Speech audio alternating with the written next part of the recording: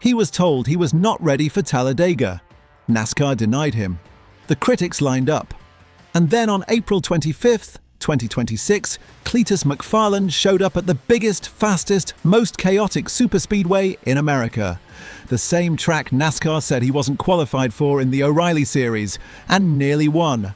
That is Cleetus McFarland. And after today, nobody, not a single person, can tell this story the same way anymore.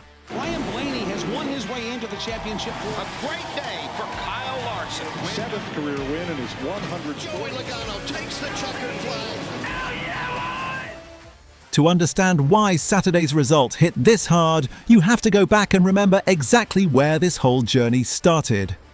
Cleetus McFarland, real name Garrett Mitchell, is a 31-year-old automotive YouTuber from Omaha, Nebraska with over 4.7 million subscribers. He owns the Freedom Factory in Bradenton, Florida. He built his entire brand from scratch on horsepower, authenticity, and an absolute refusal to slow down. And in 2026, he stepped into NASCAR's National Series ladder for real. Not as a stunt, not as a one-off cameo, but as a driver with a legitimate multi-race deal with Richard Childress Racing in the O'Reilly Auto Parts Series. The season started rough. His NASCAR Craftsman Truck Series debut at Daytona ended on lap 6 after a crash. His O'Reilly debut at Rockingham on April 4th saw him finish 32nd, 6 laps down with 4 spins, including one that brought out a caution on lap 206. Kyle Petty had questioned why he was there at all. Kyle Busch had questioned his experience. The garage was skeptical. A portion of the fan base was angry. Then NASCAR denied his request to race in the O'Reilly Series at Talladega. That was the moment the whole story threatened to stall out. But here is the thing about Cleetus McFarland. He did not go quiet. He went to work. Between Rockingham and Talladega, Cleetus did something the critics did not fully account for. He kept showing up and kept getting better. At Kansas Speedway in the ARCA Menards Series, he started from 25th on the grid and worked his way up to 7th before a blown engine took him out. He did not get the result. But 7th place pace at an intermediate track coming from the back was not the performance of a driver who does not belong. And his reaction to the engine failure told you everything. He called it a win because the pace was there and he made it more than 75% of the distance.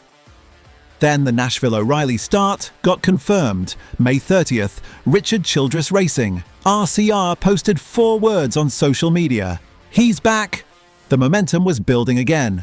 And then came Talladega, the Alabama-manufactured Housing 200, April 25th, 2026. Talladega Superspeedway, the same 2.66-mile superspeedway where NASCAR had told Cleetus he was not ready to race in the O'Reilly Series weeks earlier. He was back, this time in the ARCA Menards Series in the number 30 Ford Mustang for Rhett Jones Racing, with veteran NASCAR Cup spotter Kevin Hamlin on his radio. He started 20th in a field of competitive ARCA drivers, and from the very first lap, he was moving forward. By the competition caution, he had worked his way up to 2nd place, right behind race leader Gio Ruggiero, who had started from pole. The team was on the radio coaching him through every restart, explaining the rules, reminding him of positioning, talking him through the superspeedway chess match that confuses even experienced drivers. His response to the team? He said he loves nothing more than a good old drag race. That is Cleetus McFarland in one sentence. He pushed to the front, took the lead, and held it. Then Ruggiero got back out front on the outside. But he overextended, and Cleetus roared back around him and reclaimed the top spot. The crowd at Talladega, a massive Talladega crowd, erupted. Then Cleetus got emotional in the car. And if you know anything about Cleetus McFarland's story, you understand exactly why. Because he was doing it for Biff. This part of the story needs to be told properly. Greg Biffle, former NASCAR Cup Series driver, 19-time Cup winner, and one of NASCAR's 75 greatest drivers, died in a plane crash on December 18, 2025, in Statesville, North Carolina. He was on his way to visit Cleetus in Florida when the Cessna C550 went down shortly after takeoff. Biffle's wife, Christina, their children Ryder and Emma, and 3 others were also killed. 7 people total. Gone. Biffle and Mitchell had become close friends over roughly a year and a half. They met initially through Hurricane Helene relief efforts in western North Carolina, flying helicopters to deliver supplies to communities devastated by flooding. They bonded immediately. Biffle had been mentoring Cleetus through his ARCA career, coaching him through his Daytona debut, his first Talladega start, his Charlotte run. He was not just a friend, he was the racing mentor who had been helping Cleetus become a real driver. At Talladega on April 25th, Cleetus carried that tribute on his car, in his heart, and in every single lap, he ran out front. The NASCAR community has rallied around the phrase "be like Biff" since Biffle's passing. And on Saturday, Cleetus was doing exactly that, competing with everything he had up front at the place he was told he wasn't ready for. When he mentioned Biff in the post-race interview, saying he was turning left for Greg Biffle and for Mr. Sam, there was nothing performative about it. That was real. That was personal. And the people who have followed this whole story from the beginning felt it. Now let's talk about how this thing ended. Because the finish of this race is going to be talked about for a long time.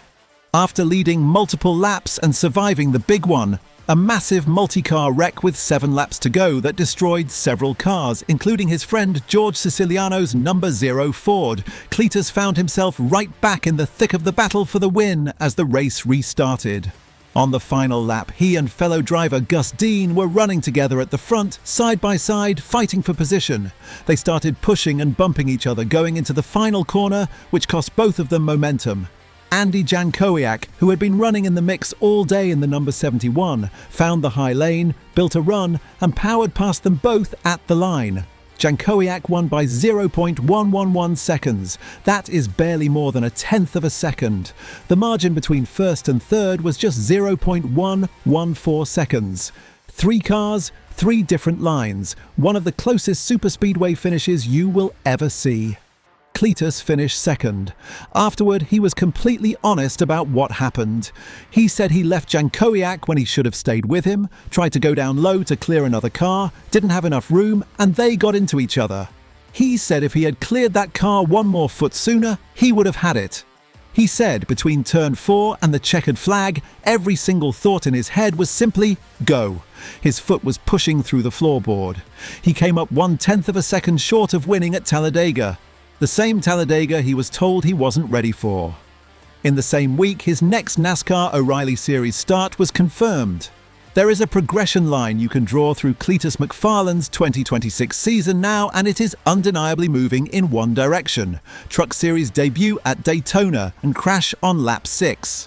O'Reilly's debut at Rockingham, 32nd, 6 laps down. 4th in ARCA East at Rockingham the same weekend, running 7th at Kansas before the engine blew, and now 2nd in ARCA at Talladega, leading laps, fighting for the win on the final corner at 200 miles per hour. The question of whether Cleetus McFarland belongs in bigger NASCAR opportunities just got a whole lot harder to answer with a no. He led laps at Talladega. He nearly won.